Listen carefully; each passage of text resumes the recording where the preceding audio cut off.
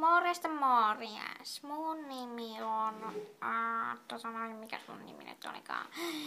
Mun nimi on Margareta Bavlona Panda. Ja mä asun Kiinassa jossain Alppivuorella. Ei kun Alppivuoret oikein tuolla. Joo, no niin siis mä asun jossain bambumetsässä ja mä oon panda ja mä tykkään bambuista ja mulla on 2 siskoa. Iiris ja sitten on toi yksi velisori eikä sisko toi Ilari. Ja mun äitin nimi oli mikä se nyt olikaan toi Pinja ja isän nimi oli Pauli. Ja mä voin kertoa sen paljon itsestään, että mä meinasin kerran joutua eläintarhaan, siis se oli niin hirveetä, kun ne tinjongit tuli ja yritin niille kiinalaisilla puikoilla, se oli ihan hirveetä.